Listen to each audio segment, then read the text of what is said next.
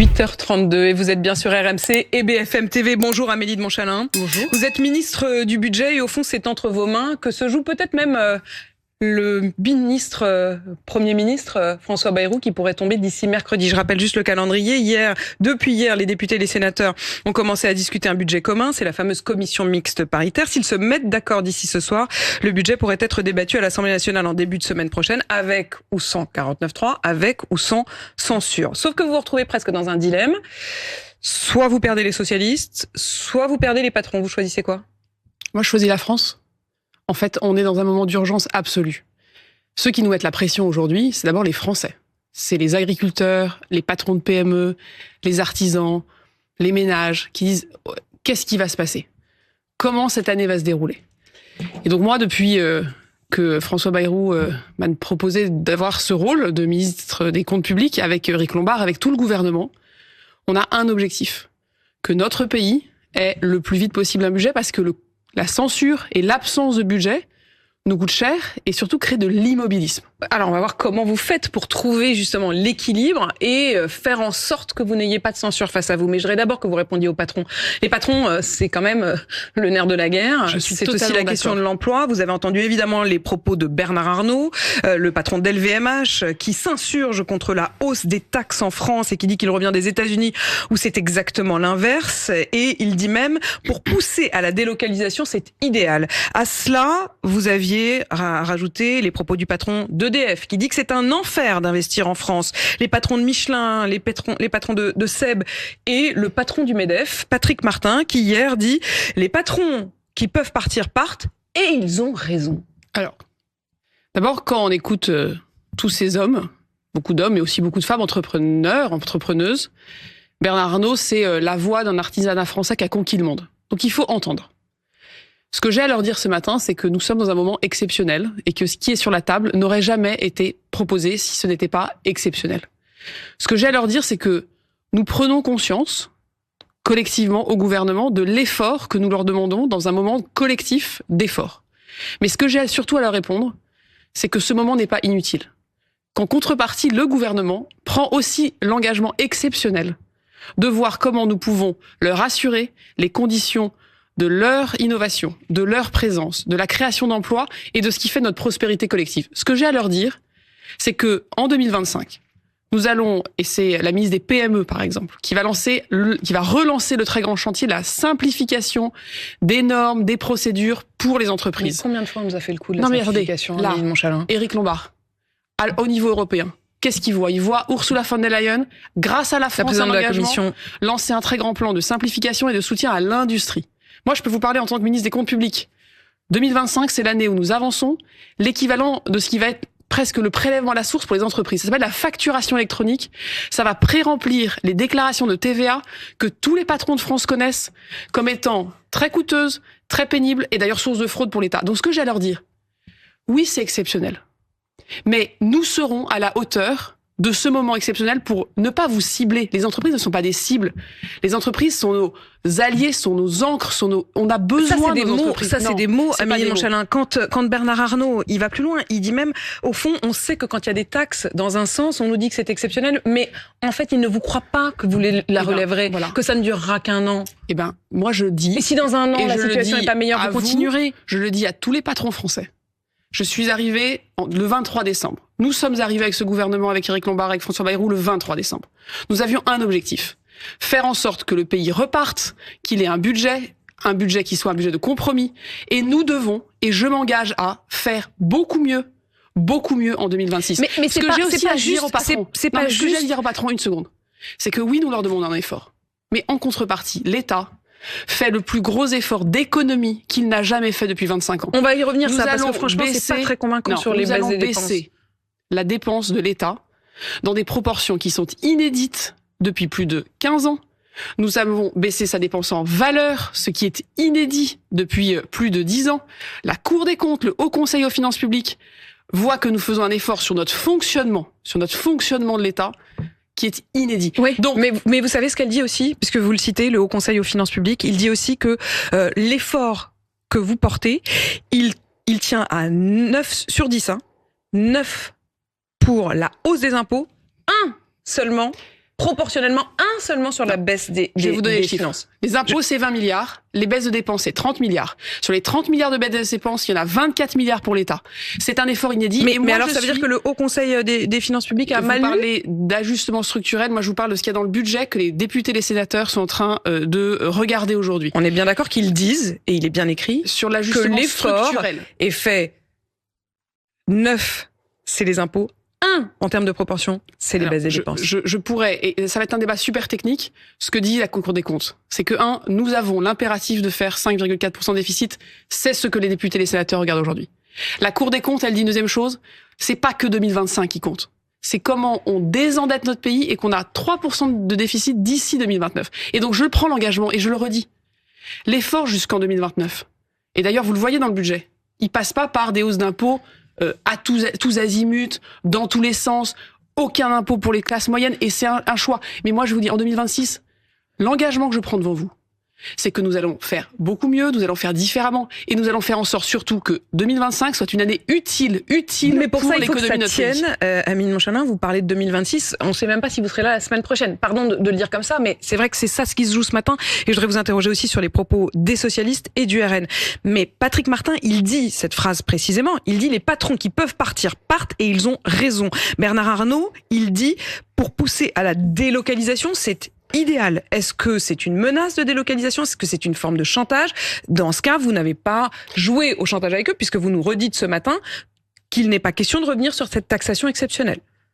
Ah, là, vous savez, les députés et les sénateurs, depuis hier, ils travaillent.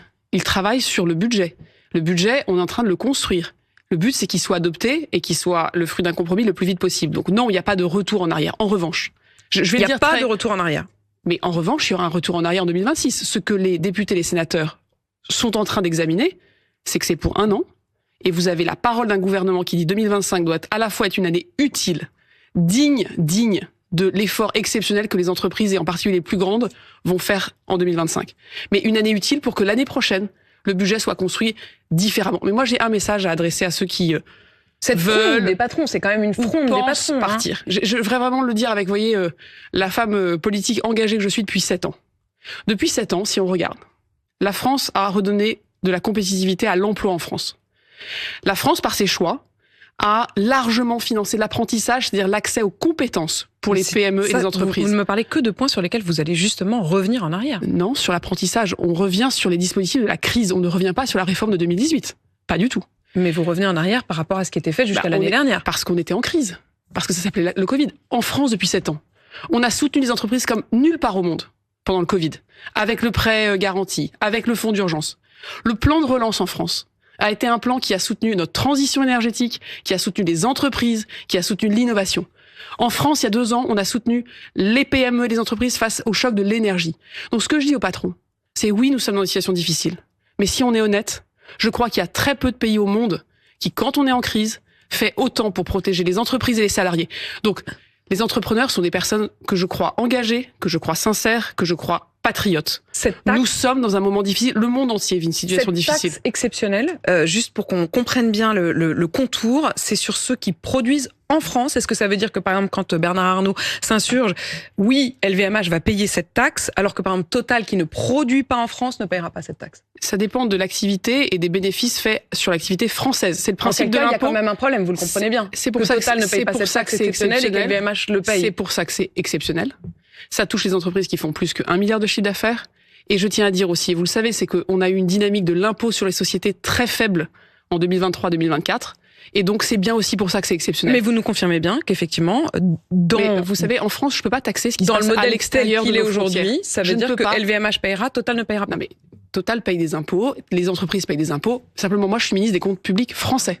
Je ne peux pas, de là où je suis, faire l'impôt des activités qui se passent hors de France, et je pense que tout le monde comprend bien ce matin la différence. Vous dites donc ce matin à Amélie de Montchalin, au patron, en gros, tenez bon, merci de l'effort que vous faites. On tient avec vous, mais dans un an, on s'engage avec vous. On va faire des choses que vous demandez depuis très longtemps, de simplification. On va faire et on porte au niveau européen des choses que vous demandez depuis très longtemps sur l'industrialisation. On va faire et on porte des choses que vous demandez depuis très longtemps par exemple, sur Vous l'innovation. parlez de la facturation électronique, je veux bien le croire, mais les PME de notre c'était déjà promis Par Bruno Le Maire. C'était déjà Bruno Le Maire qui le promettait. C'est pas vous qui sortez ça en échange. Vous savez, ces réformes, vous vous souvenez du prélèvement à la source quand Gérald Darmanin a porté un chantier que tout le monde pensait perdu d'avance, très difficile et potentiellement... À l'époque où il était ministre du Budget. Un échec. Et ben moi, je suis dans la même position que lui. Dans 1 an, nous devons mettre en place ce qui sera l'équivalent du prélèvement à la source pour les entreprises françaises. C'est à la fois moins de fraude, comme le prélèvement à la source d'ailleurs, qui a réduit beaucoup de fraude sur l'impôt sur le revenu. Et c'est pour les PME et tout le tissu industriel de notre pays aussi un choc de modernité. La facturation électronique, c'est un choc de modernité. La France se met au niveau et elle gagne en compétitivité. Vous espérez que cela aura convaincu donc les patrons. Reste à convaincre maintenant les socialistes et le RN. Les socialistes d'abord. 2 demandes en particulier. L'une sur l'AME, l'aide médicale d'État. Elle devait être rabotée de 200 millions d'euros. C'est ce qu'a décidé le Sénat. Est-ce que vous vous engagez ce matin à ce qu'il n'y ait pas de réduction de l'aide médicale d'État ? Ce matin, c'est pas à moi qu'il faut aujourd'hui s'adresser sur ce sujet. C'est un compromis que les parlementaires doivent et vont, et j'espère vraiment activement. Oui, mais les parlementaires, il y en a la majorité dans cette commission mixte paritaire, ils sont quand même de votre sensibilité. Oui, mais ils prennent pas leurs ordres au gouvernement. Nous sommes dans un moment démocratique inédit. Les députés, les sénateurs, en conscience, en responsabilité, et je veux saluer leur responsabilité, sont actuellement en train de bâtir ce compromis. Je leur fais confiance. Mais sur l'AME, si on veut juste expliquer aux gens de quoi on parle, il y a d'une part un sujet budgétaire. C'est le sujet de ce matin. Quel est le montant de la ligne qui est dédiée à ce sujet? Mais il y a un sujet ensuite de politique de santé, une politique migratoire. Vous avez un homme de gauche et un homme de droite, Claude Évin et Patrick Stefanini, qui ont proposé, au fond, de gagner en efficacité, de réduire certains abus, et qui ont fait des propositions. Ce que je dis, c'est que ces propositions méritent un débat en soi. C'est pas ce matin, entre le budget de l'écologie et le budget du sport, que les députés de la Commission des Finances et les sénateurs de la Commission des Finances vont le régler. Sauf que les socialistes, ils disent s'il y a une baisse de 200 millions d'euros, ça fait partie de nos lignes rouges. Et donc c'est pour ça qu'il y a du travail ce matin. Ce que je vous dis, c'est que... Ils peuvent obtenir gain de cause là-dessus. Mais c'est un compromis. Je ne suis pas dans la pièce.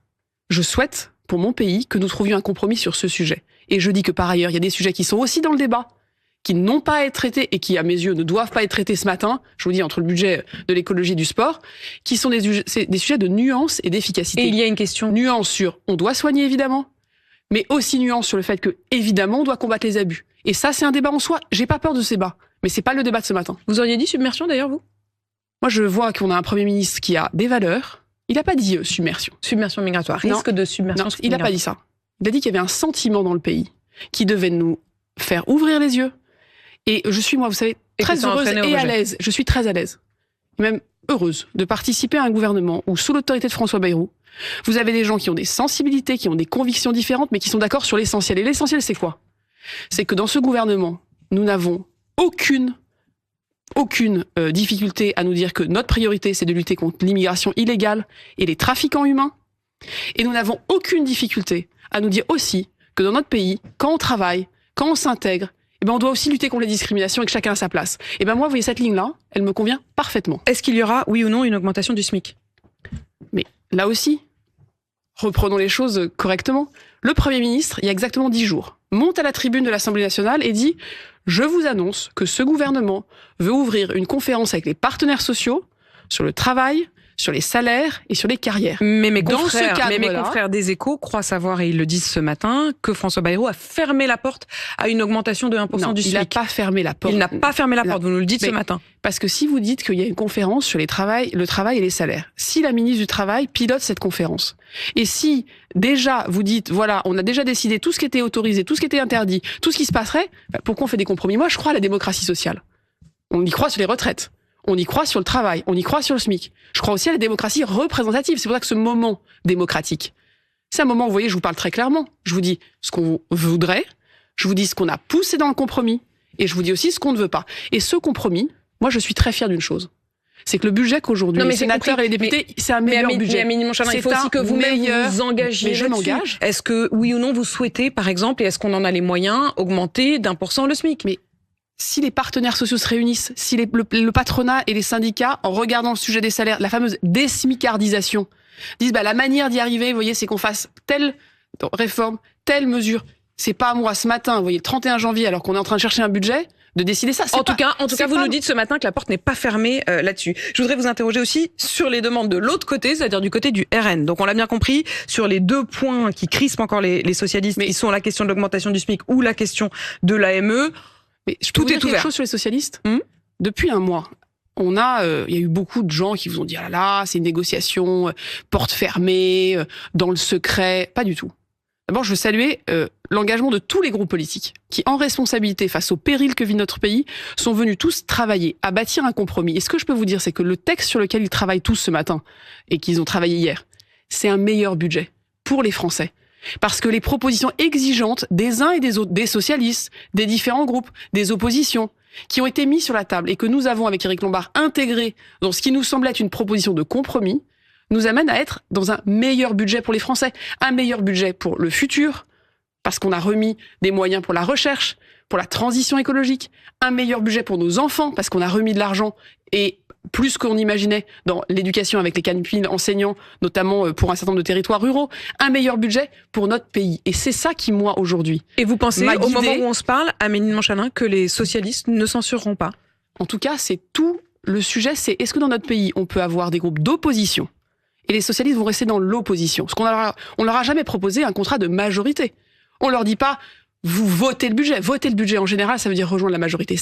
Mais vous espérez qu'ils ne voteront pas la censure. Mais on peut, dans notre pays, et je crois que pendant des années, on a eu des oppositions qui ne bloquaient pas. On a eu des oppositions qui ne censuraient pas. Et ce qu'on a voulu chercher, c'est retrouver ce point-là, ce point d'équilibre, ce point de compromis, où on peut, dans notre pays, tout à fait être dans l'opposition, et c'est un droit légitime, sans aller jusqu'à la censure et au blocage. Amélie Montchalin, les extrêmes le RN bloque notamment sur un article du budget sur les tarifs de l'électricité. Et ça, franchement, moi j'hallucine, parce que ça fait des années maintenant, depuis le début de la guerre en Ukraine, et de la conséquence notamment sur l'inflation, sur les prix de l'électricité. J'ai eu devant moi nombre de vos prédécesseurs, et notamment Bruno Le Maire, qui affirmait qu'il n'était pas question que la France fasse payer aux Français plus cher l'électricité qu'on ne la produit, et que c'était un mécanisme de facturation européen auquel il allait mettre fin. On est 3 ans plus tard, et il y a toujours cet article 4 dans le budget qui montre qu'en fait, on va toujours faire payer l'électricité plus cher aux Français, plus cher qu'on ne la produit. Là aussi, la CMP se tient. Mais la conviction du gouvernement, c'est 4 choses très simples sur lesquelles je crois que nous avons un consensus national.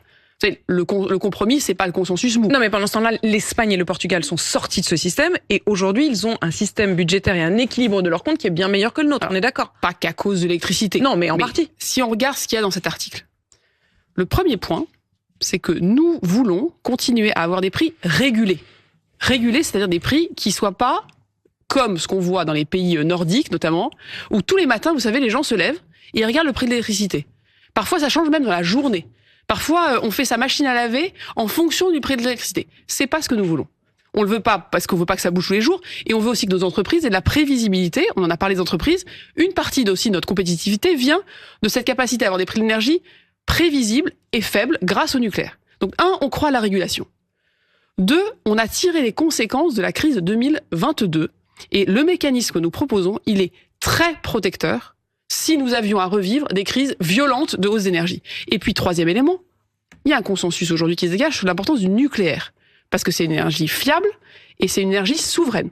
Et cet accord, cet article, il permet aussi à EDF de continuer à entretenir et à investir cet article. Le nucléaire. Mais donc, ce que j'ai à vous dire, c'est que si on n'a pas cet article, vous savez ce qui se passe ? C'est que nous n'avons aucune idée de ce qui se passera en 2026. Je pense que les Français, les entreprises, les petites entreprises, les grandes entreprises, tout le monde a besoin de savoir ce qui se passe en 2026. J'ai encore 2 questions très précises à vous poser, Amélie de Montchalin, sur la question de la croissance et sur la question du déficit. Sur la question de la croissance, hier, la croissance de la France est passée dans le rouge. Le PIB est en repli de 0,1%. Est-ce que vous maintenez votre prévision au 4e trimestre? Est-ce que vous maintenez malgré tout votre prévision de croissance? Vous la fixez à 0,9% pour 2025, là où la plupart des économistes tablent sur 0,7 au mieux. Alors, la Cour des comptes, à qui on a envoyé notre prévision de croissance la semaine dernière, pas hier, mais la semaine dernière, nous dit, votre prévision, elle est un peu optimiste, mais elle est atteignable.